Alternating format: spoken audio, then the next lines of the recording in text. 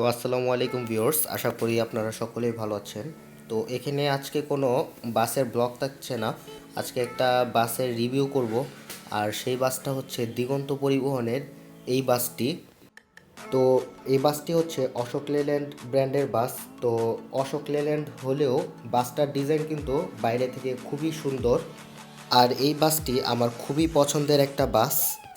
এই বাসটি প্রতিদিন সকাল ৮টায় খুলনা সোনাডাঙ্গা থেকে যশোর মাগুরা হয়ে পাটুরিয়া দৌলতদিয়া ফেরিঘাট হয়ে ঢাকার সাভার নবীনগর এবং গাবতলী পর্যন্ত নিয়মিত চলাচল করছে।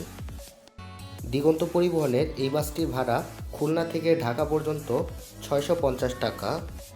তবে সময়ের সাথে সাথে ভাড়াটাও পরিবর্তন হতে পারে। তো সামনে যে কাউন্টারটা দেখতে পাচ্ছেন ওইটাই হচ্ছে দিগন্ত পরিবহনের কাউন্টার, সোনাডাঙ্গায় অবস্থিত। তবে বাসটি পদ্মা সেতু দিয়ে চলাচল করছে কিনা সেটা আবার আমার তাদের কাছ থেকে জেনে নিতে হবে। যদি কখনো পরবর্তীতে এই বাসে ভ্রমণ করি তাহলে ইনশাল্লাহ জেনে নিব। তো চলুন এখন ইন্টেরিয়রটা দেখে নেওয়া যাক।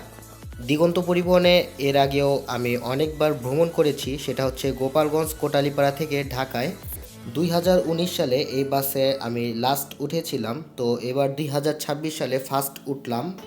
তো এই বিগত 6 বছর পর ওঠার পরে যে জিনিসটা আমি ফিল করেছি সেটা হচ্ছে সিটের বিষয়টি। দিগন্ত পরিবহনের সিটটি আগের থেকে খুবই আরামদায়ক করেছে। সিটের উপরে ঠিক রিডিং লাইট পেয়ে যাবেন। উপরে অনেকগুলা ফ্যান রয়েছে এবং বাসের দুই পাশে আপনাদের ব্যাগ এবং মালামাল রাখার জন্য দুই পাশে দুটি বক্স রয়েছে। স্পেশালি ধন্যবাদ জানাবো কাউন্টারম্যানকে, বাসের সুপারভাইজার এবং বাসের স্টাফদের, কারণ তারা আমাকে বাসের ভিডিও করার জন্য অনুমতি দিয়েছেন। তো ছোটোখাটো একটা রিভিউ দিয়ে আজকে আমার ভিডিওটি এখানে শেষ করছি। যদি ভিডিওতে কোনো ভুল ত্রুটি থেকে থাকে তাহলে অবশ্যই ক্ষমার দৃষ্টিতে দেখবেন। তো সবাই ভালো থাকুন, সুস্থ থাকুন। আল্লাহ হাফেজ।